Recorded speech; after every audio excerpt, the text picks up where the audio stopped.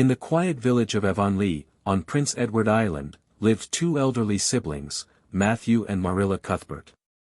They were plain, hard-working farmers who decided, after many years alone, to adopt a boy from an orphanage to help on their farm, Green Gables. But when shy, gentle Matthew drove his buggy to the train station, he found a thin, red-haired girl waiting instead, freckles on her face, eyes shining like green fire, clutching a battered carpetbag. "Are you Mr. Cuthbert of Green Gables? Oh, I'm so glad you've come. Isn't it a lovely evening for a drive?"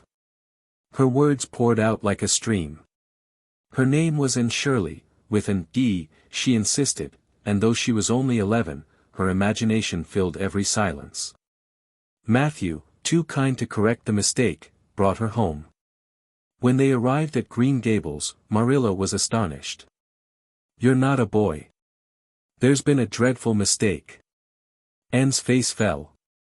She whispered, trembling, "You don't want me because I'm not a boy," and burst into tears. That night, Marilla planned to send her back to the orphanage, but when she saw the child's heartbreak, and heard her speak about never belonging anywhere, moving from one cold home to another, something softened inside her.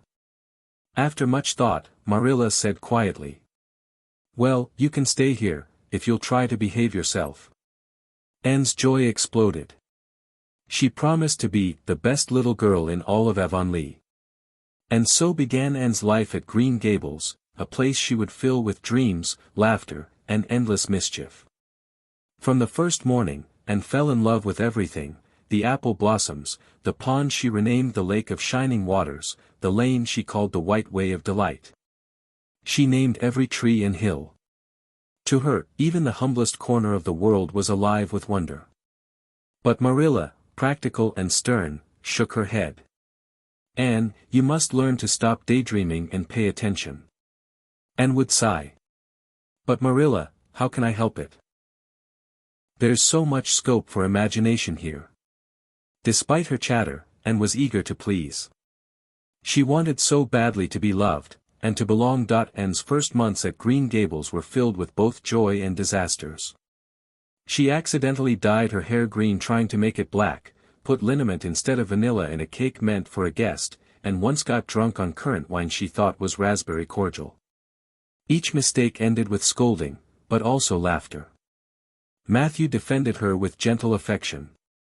Marilla tried to stay firm, but Anne's warmth melted her reserve little by little. One afternoon, Anne met Diana Barry, a dark-haired girl who lived nearby. The two instantly declared themselves bosom friends, kindred spirits, and called them. They spent every free moment together, playing in meadows, telling stories, and imagining castles and kingdoms in the clouds. But trouble found them soon. During a tea party, Anne accidentally gave Diana the currant wine again, thinking it was cordial. Diana became tipsy, and her furious mother forbade her to ever see Anne again. Anne's heart broke. "Without Diana, the sun will never shine again," she cried.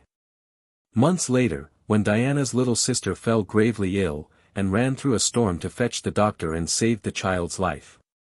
Grateful, Mrs. Barry forgave her, and the girl's friendship was restored forever. When Anne started school in Avonlea, she was bright and eager, until she met Gilbert Blythe, a handsome, teasing boy who pulled her red braid and whispered, "Carrots." Furious, Anne smashed her slate over his head. The classroom gasped. From that day, she refused to speak to Gilbert, even though he admired her deeply. Their rivalry pushed both to the top of the class. Gilbert's teasing vanished, he respected her intelligence.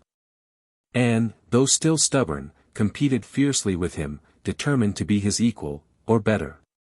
Years passed. Anne grew into a graceful, intelligent young woman, still imaginative but more disciplined under Marilla's quiet guidance. She excelled in her studies, winning a scholarship to Queen's Academy in Charlottetown. Matthew and Marilla were proud beyond words.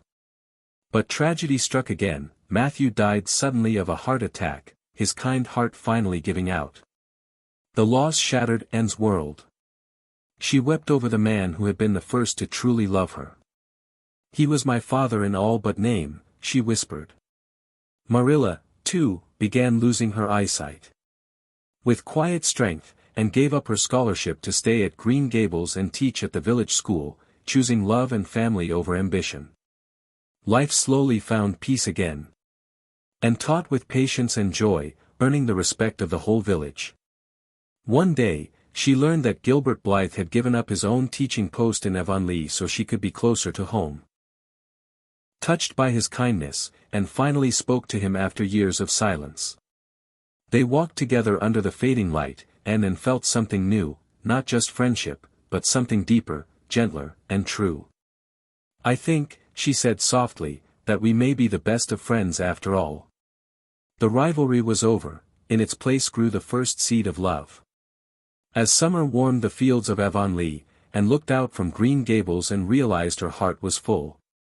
She had come there as a lonely orphan, unwanted, uncertain, and had found a home, a family, and herself. "God's in his heaven," she whispered, smiling through tears, "and all's right with the world." She knew that life would never be perfect, there would be sorrow and joy, loss and love, but she had learned the most beautiful truth of all. That imagination can transform pain into beauty, and that belonging doesn't come from blood, but from love freely given. At the end of Green Gables, Anne stands on the porch, looking over the meadows where she once imagined fairy queens and heroes. The world feels smaller now, yet deeper, more real. Her story is not one of wealth or adventure, but of heart, growth, and imagination, the quiet triumph of a girl who turned loneliness into laughter, and dreams into belonging.